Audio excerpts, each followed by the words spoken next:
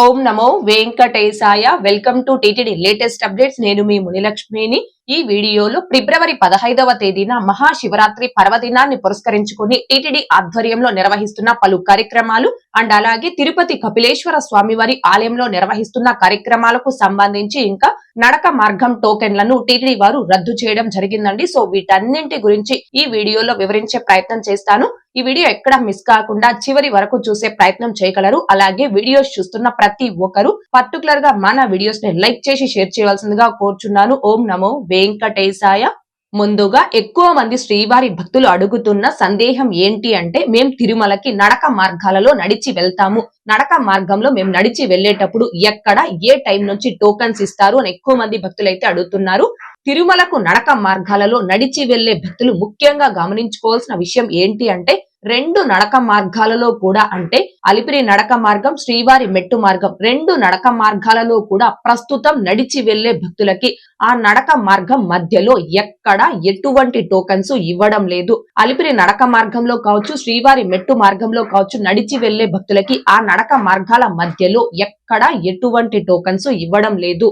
అయితే after Covid తర్వాత రెండు నడక మార్గాలలో కూడా నడిచి వెళ్లే భక్తులకి మధ్యలో టోకన్స్ అనేవి ఇస్తున్నారు. అలిపిరి నడక మార్గంలో నడిచి వెళ్లే భక్తులకి గాలిగోపురం వద్ద, శ్రీవారి మెట్టు మార్గంలో నడిచి వెళ్లే భక్తులకి ఆ నడక మార్గం స్టార్టింగ్ లో టోకన్స్ ఇస్తున్నారు. అయితే 2023 ఏప్రిల్ మే నెలల్లో అలిపిరి నడక మార్గంలో నడిచి వెళ్లే చిన్న పిల్లలపై చిరుత పులుల దాడి నేపథ్యంలో అలిపిరి గాలి గోపురం వద్ద ఇచ్చే దివ్య దర్శనం టోకన్స్ యొక్క కౌంటర్స్ ని అలిపిరిలోని భూదేవి కాంప్లెక్స్ కి టిటిడి వారు షిఫ్ట్ చేయడం జరిగింది. సో 2023 ఏప్రిల్ ఆర్ మే నెలల నుంచి అలిపిరి నడక మార్గంలో ఇచ్చే దివ్య దర్శనం టోకన్స్ ని టిటిడి వారు తిరుపతికి షిఫ్ట్ చేయడం జరిగింది. సో అలిపిరి నడక మార్గం మధ్యలో అప్పటి నుంచి ఎటువంటి టోకన్స్ ఇవ్వడం లేదు.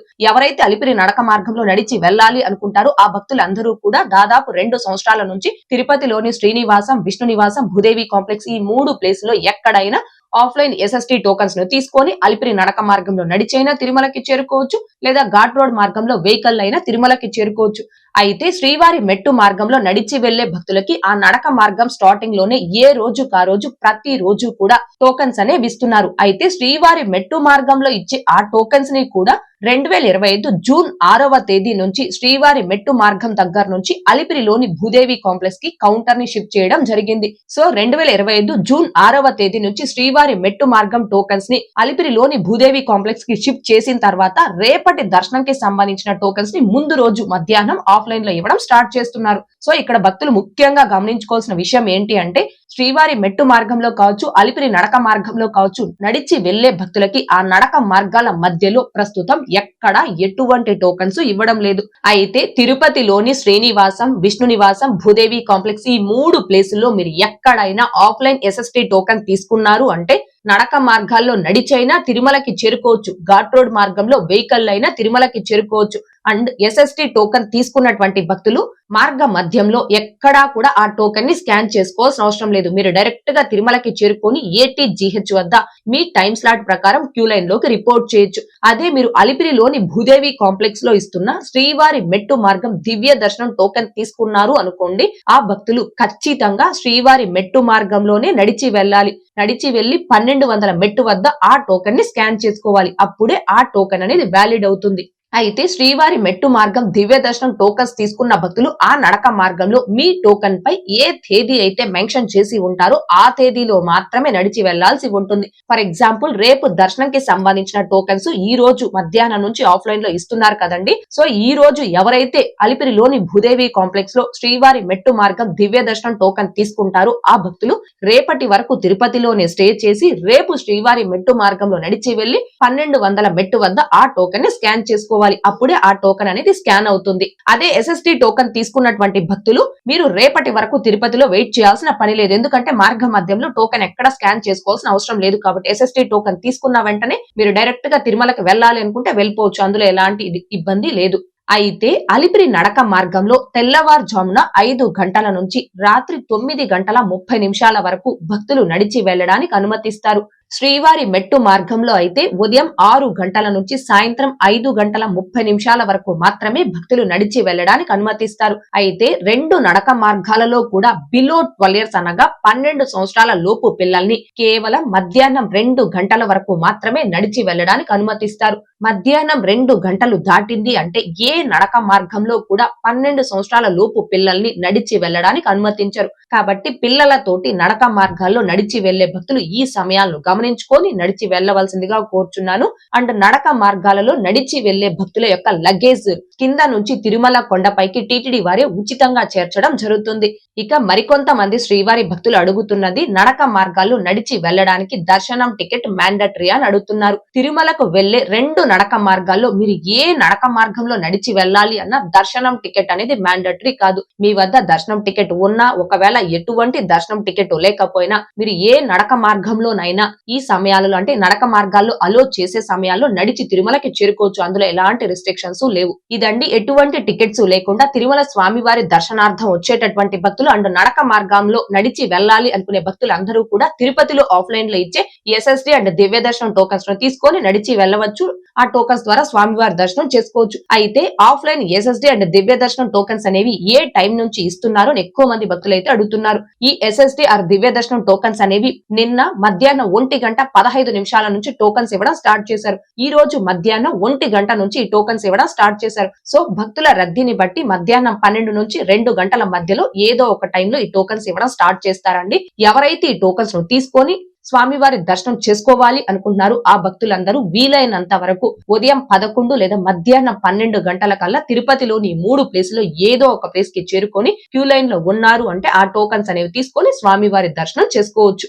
అయితే ఈ టోకన్స్ వన్స్ ఇవ్వడం స్టార్ట్ చేసిన తర్వాత ఎన్ని గంటల వరకు అందుబాటులో ఉంటాయని చెప్పలేం. డిపెండ్ ఆన్ రష్ ను బట్టి అయిపోవడం జరుగుతుంది. ఒకవేళ మీరు తిరుపతికి చేరుకున్న సమయానికి ఆఫ్లైన్ ఎస్ఎస్డి అండ్ దివ్య దర్శనం టోకన్స్ ఆ రోజుకు సంబంధించి కంప్లీట్ గా అయిపోయి కౌంటర్స్ ని క్లోజ్ చేస్తున్నాయి అనుకోండి. అలాంటప్పుడు మీరు ఏ టికెట్స్ ఆర్ టోకన్స్ లేకుండా డైరెక్ట్ గా తిరుమలకి చేరుకొని వైకుంఠం 2 ద్వారా వెళ్లి స్వామి వారిని ధర్మ దర్శనం చేసుకోవచ్చు. అయితే ఈ ధర్మ దర్శనంకి ఆ రోజు తిరుమలలో ఉన్న భక్తుల రద్దీని బట్టి దర్శనానికి సమయం పడుతుంది.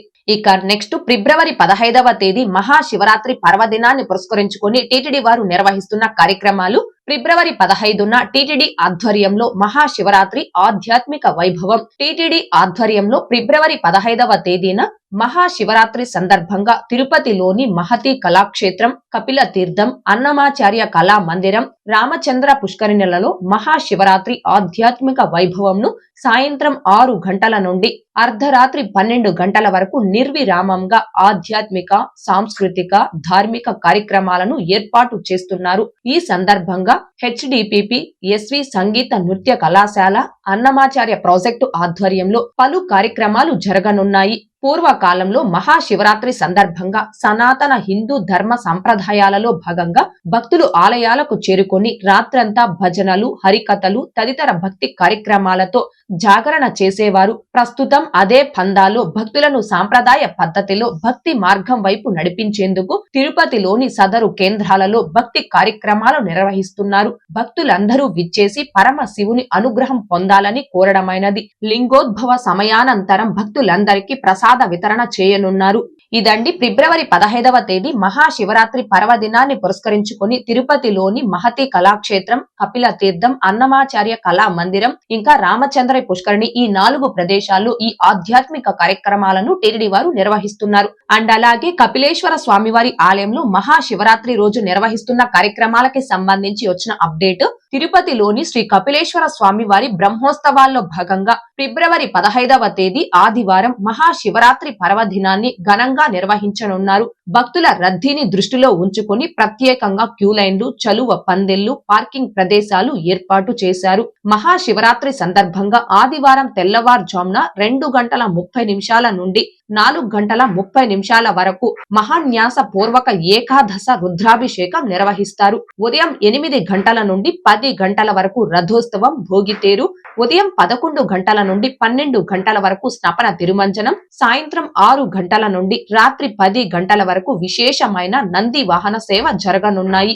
ఉదయం 6 గంటల నుండి మధ్యాహ్నం 2 గంటల వరకు సాయంత్రం 4:30 నుండి రాత్రి 12 గంటల వరకు భక్తులకు సర్వ దర్శనం కల్పిస్తారు. ఫిబ్రవరి 16వ తేదీ సోమవారం తెల్లవారుజామున 12 గంటల నుండి ఉదయం 4 గంటల వరకు లింగోద్భవ కాల అభిషేకం నిర్వహిస్తారు. అలాగే ఫిబ్రవరి 16న శివ పార్వతుల కళ్యాణం, శ్రీ కామాక్షి సమేత కపిలేశ్వర స్వామివారి బ్రహ్మోత్సవాల్లో భాగంగా మహాశివరాత్రి మరుసటి రోజైన సోమవారం శివ పార్వతుల కళ్యాణ మహోత్సవం అంగరంగ వైభవంగా జరుగుతుంది. సాయంత్రం 6 గంటల నుండి రాత్రి 7:30 వరకు ఆర్జిత సేవగా ఈ కళ్యాణోత్సవాన్ని నిర్వహిస్తారు.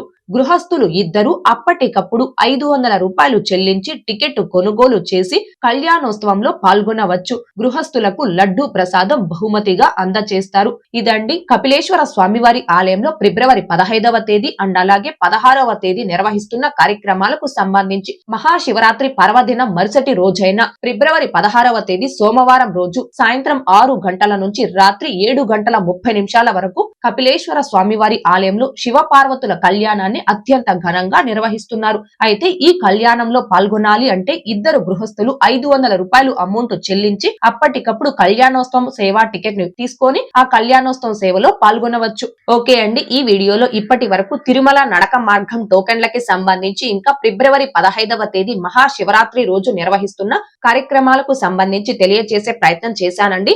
ఈ వీడియో మీకు నచ్చినట్లయితే ఖచ్చితంగా లైక్ చేయగలరు, అలాగే షేర్ చేయగలరు. ఇంకా ఎవరైనా మన ఛానల్ ని సబ్స్క్రైబ్ చేసుకోకుండా ఉంటే దయచేసి సబ్స్క్రైబ్ చేసుకోగలరు. టీటీడీకి సంబంధించిన ప్రతి లేటెస్ట్ అప్డేట్ అందరికంటే ముందుగా ఇన్స్టెంట్ గా మీరు పొందడం కోసం మన ఛానల్ యొక్క Telegram group, WhatsApp channel, Arattai channel లో జాయిన్ అవ్వగలరు. ఆ మూడింటి యొక్క లింకులు ఈ వీడియో కామెంట్ సెక్షన్ లో పిన్ చేయడం జరిగింది. అండ్ అలాగే తిరుమల తిరుపతి దేవస్థానాలకు సంబంధించి మీకు ఇంకా ఏమైనా సందేహాలు ఉంటే కాల్ మీ ఫోర్ యాప్ ద్వారా కాల్ చేసి నాతో డైరెక్ట్ గా మాట్లాడి ఎప్పటికప్పుడు మీ డౌట్స్ ని క్లారిఫై చేసుకోవచ్చు.